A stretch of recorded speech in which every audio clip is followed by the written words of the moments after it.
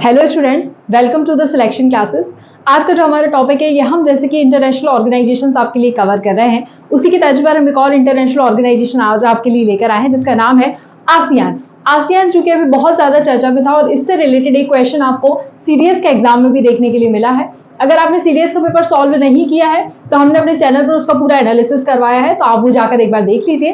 तो यहाँ पर हम आसियान की बात कर लेते हैं, that is association of south east Asian Nations, इसका फुल फॉर्म है। सबसे पहले हमको पता होना चाहिए इसको एस्टैब्लिशमेंट कब हुआ था।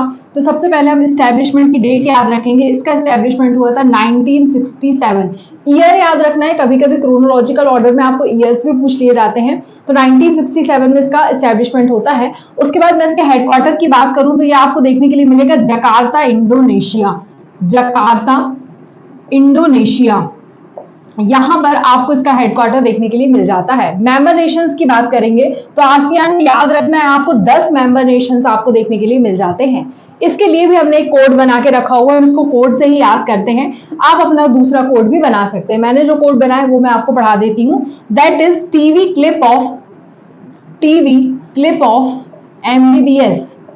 हमने इसको ऐसे याद किया है, टीवी क्लिप ऑफ एमबीबीएस। चूंकि हम किसकी बात कर रहे हैं, साउथ ईस्ट एशियन नेशंस की, तो इनके ही नाम होंगे। सबसे पहले टी से आपको पता होना चाहिए, हमारा आ जाता है थाईलैंड। देन उसके बाद वी से आ जाता है हमारे पास वियतनाम। सी से आ जाता है हमारे पास कंबोडिया।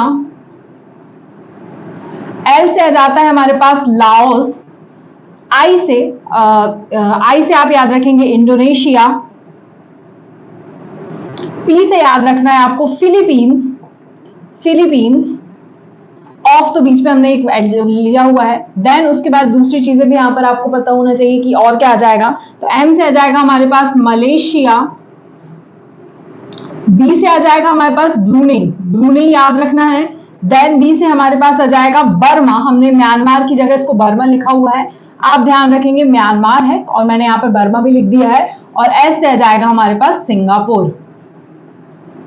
तो यहाँ पर ये एडिशनल इंफॉर्मेशन मैंने आपको दे दी है कि यहाँ पर इसका नाम क्या है, इसका एस्टैब्लिशमेंट कब होता है, इसके हेडक्वार्टर कहाँ पर है और इसमें मेंबर नेशंस कौन से हैं। ठीक है, भारत ने आसियान के साथ फ्री ट्रेड एग्रीमेंट भी साइन किया हुआ है, ये भी आपको पता होना चाहिए, जिसका नाम है AIFTA।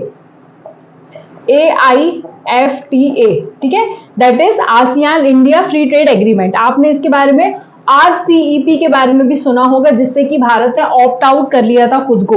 ये क्वेश्चन भी आपको एग्जाम में देखने के लिए मिल जाता है, तो ध्यान रखेंगे जब भी हम बात करते हैं यहाँ पर आसियान की, तो उसमें 10 मेंबर नेशंस हैं जिनकी हमने कोड बना के रखा है TV clip of MBBS, where T stands for Thailand, V stands for Vietnam, C stands for Cambodia, L stands for Laos, I stands for Indonesia, P stands for Philippines, M stands for Malaysia, B stands for Brunei, B stands for Burma जिसको हम Myanmar बोलते हैं, and S stands for Singapore.